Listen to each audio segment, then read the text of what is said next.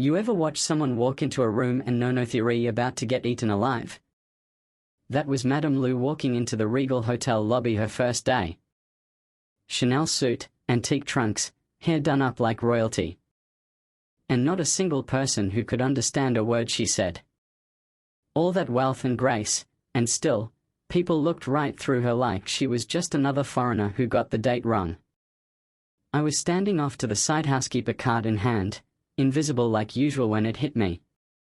This woman wasn't lost. She was alone. And nobody cared. Except maybe me. Now let me back up a sec.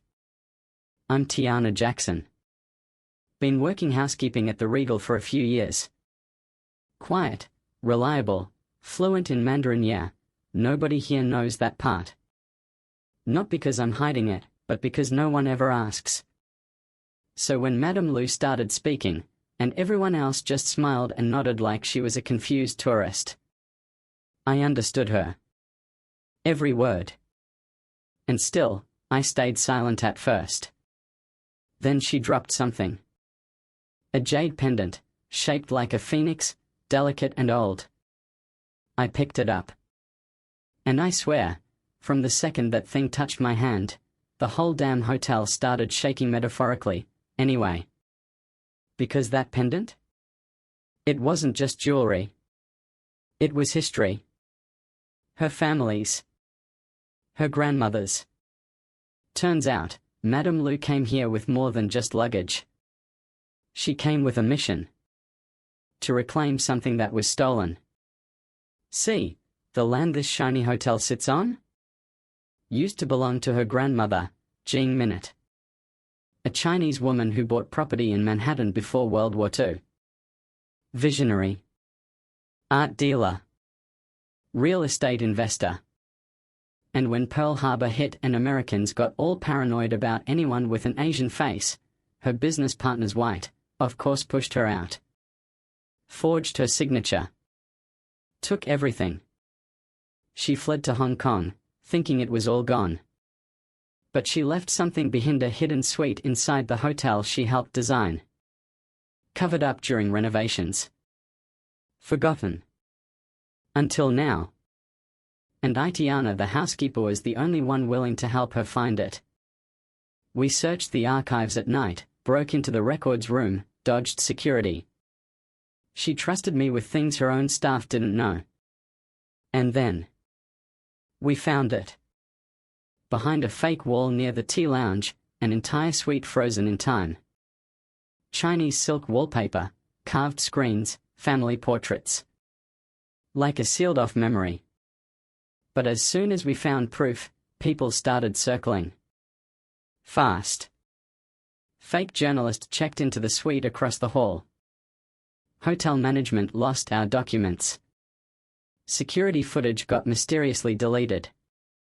We knew they were watching us. Trying to shut her up. I confronted one of the maids, Heather, after catching her sneaking out of Madame Lou's room. She'd taken something. $500 from the fake journalists. At first, I wanted to rip into her, but Lou? She handed her money. Told her to use it for her mom's medical bills. Just like that. That's how you break the cycle, she said. By offering a better choice. I swear, I've never met anyone like her. But things escalated. We were both kicked out of our rooms, locked out of the system, erased like we'd never worked or stayed there. That's when I realized this wasn't about one hotel. It was about who gets to be remembered, and who gets written out. We went public. Gave everything to a reporter. Photos, documents, the jade pendants, phoenix and dragon. The story blew up. Hotel empire built on stolen Chinese land. Front page. And just like that, they couldn't ignore her anymore. The board tried to offer hush money, a plaque in the lobby, the usual performative apology. But Lou's real name, Zhao, stood in that boardroom with her grandmother's photo in one hand, the deed in the other, and said, no. She didn't want a check. She wanted restoration. her family's name back in the building's history. A 25% ownership stake, same as what was stolen. And she got it. I'll never forget the look on Mr. Eaton's face, hotel manager, legacy boy, grandson of one of the original thieves, when they voted to remove him. He stood there red-faced and twitching while Madame Zhao walked out, not as a guest, but as an owner. The Phoenix Suite reopened 2 weeks later. Her grandmother's portrait hung above the fireplace, plaque and all. I stood beside her during the ribbon cutting. Me housekeeper turned cultural liaison. I helped translate a truth that had been silenced for 70 years. Now, maybe you think it was too much. Maybe you believe old wounds should stay buried. But here's what I know: justice doesn't have an expiration date. And sometimes, it takes just one person listening, really listening, to change everything. So let me ask you this: if your family's history had been stolen, would you fight to get it back? Drop a comment below, let me know where you stand. Is this justice? Or revenge? And should we dig up more stories like this, or let the past lie quiet?